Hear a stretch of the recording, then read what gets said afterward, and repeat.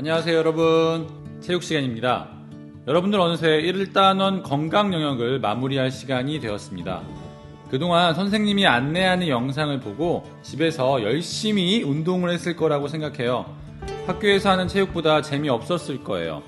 학교에서 하는 체육은 친구들과 함께 하는데 이건 집에서 혼자 해야 했을 테니까요. 하지만 혼자 집에서 열심히 운동을 한 친구들은 자신의 체력이 좋아진다는 느낌을 받았을 거예요. 우리는 평소에 운동을 꾸준히 하며 자신의 체력을 기르고 유지해야 합니다. 그런데 우리는 왜 운동을 꾸준히 해야 할까요? 운동의 필요성에 대해 고민한 적이 있나요? 운동을 해야 하는 이유는 무엇 때문일까요? 많은 이유가 있을 거예요. 건강해지려고, 체력을 기르기 위해서 등등 여러 가지가 있겠죠. 하지만 그 중에서도 선생님이 생각할 때 가장 중요한 건 우리 뇌를 위해서예요. 우리 뇌가 유지되고 발전하려면 운동이 반드시 필요하다고 합니다. 반대로 이야기하면 우리가 운동을 하지 않으면 우리 뇌는 점점 줄어든다고 합니다. 선생님이 좀 더 자세히 설명해 볼게요. 우리에게 뇌가 존재하는 이유는 무엇이죠? 생각하기 위해서도 있지만 생존하기 위해서입니다. 원시시대를 생각하면 우리는 생존하기 위해서 음식을 찾아 이동하며 다녔습니다. 어디에 어떤 먹을거리가 있는지 기억을 해야 하는데 그 역할을 뇌가 했습니다. 그렇게 움직이는 과정에서 뇌가 발달했죠. 그런데 요즘 사람들은 편안함을 주는 도구들이 있어서 그런지 잘 움직이지 않아요. 운동도 하지 않죠. 그러다 보니 예전보다 뇌의 크기가 테니스공 크기만큼 작아졌다고 합니다. 실제로 우리가 귀엽게 생각하는 코알라는 뇌가 줄어들었다고 합니다. 나무에서 편안하게 유칼립투스 나뭇잎만 뜯어먹으면 되었기 때문에 움직일 일이 없어 뇌가 줄어들었다고 합니다. 그리고 이건 멍게인데요. 멍게는 어렸을 때는 스스로 움직이면서 먹이가 있는 곳을 찾아 떠돌아다닌대요. 그런데 좋은 장소를 만나면 정착을 하게 되고 그러면 더 이상 움직일 필요가 없겠죠. 그러면 생각할 필요도 없어지기 때문에 멍게는 스스로를 먹어버린다고 합니다. 뇌가 우리 몸 에너지 사용의 20%를 넘게 사용하기 때문입니다. 결국 우리가 운동을 해야 하는 이유는 우리의 뇌를 위해서예요. 움직여야 뇌가 발달하고 그래야 생존할 수 있습니다. 우리가 운동을 하지 않으면 우리 뇌는 점점 작아진다고 해요. 그러면 살아가기 어렵겠죠? 그래서 우리는 운동을 해야 합니다. 자, 그러면 어떻게 운동을 해야 할까요? 여러분들은 지난 시간 동안 선생님이 제시한 여러 가지 운동을 했을 거예요. 여기 있는 것들을 했을 겁니다. 이 중에서 자기 체력에 맞는 운동을 골라보세요. 내가 체력이 약하다면 쉬운 활동을 고르고 내가 체력이 좋다면 어려운 활동을 고르면 됩니다. 그 다음 계획을 세워서 실제로 해보세요. 선생님은 집에서 하루에 2개 정도 따라하고 있습니다. 처음에는 무척 하기 싫었는데요. 하다 보면 익숙해지고 또 개운하고 건강해짐을 느껴요. 그러면 계속하게 되더라고요. 그래서 선생님이 보여주는 이 양식을 그대로 이용해도 좋고 프린트가 없다면 공책에 옮겨 적어서 운동 계획을 세워봅니다. 자, 차근차근 하나 해볼까요? 네, 이게 건강 체력 기르기 수행평가지입니다.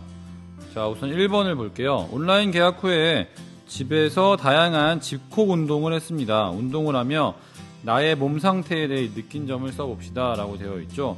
여기에다가 여러분들이 한 2주에서 3주 동안 홈트레이닝을 하면서 나의 몸 상태에 대해서 느낀 점을 써주시면 됩니다. 예를 들어서 그동안 방학이 길어지면서 너무 내 몸 관리를 잘 못했던 것 같다, 몸이 무거웠다 라든가 운동을 해보니까 몸이 개운해지는 것 같더라 라는 이런 것들을 적으면 됩니다.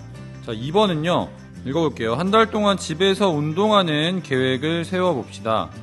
한 달 동안이에요. 1개월 후에 나의 몸 상태가 어떻게 되기를 기대하나요? 목표를 정하고 목표를 이루기 위한 노력을 생각해 봅시다. 여기서 목표는요 체중 감량일 수 있고요. 체중 감량일 수도 있고 아니면 운동의 시간이나 횟수일 수 있어요. 즉 나의 몸무게가 80kg인데 70kg으로 감량을 하겠다든가 아니면 운동의 시간이나 횟수 같은 경우에는 일주일에 2회를 하는데 1회를 할 때 2개를 하겠다라든가 여기서 2개는 홈트레이닝 2개를 의미하는 거죠.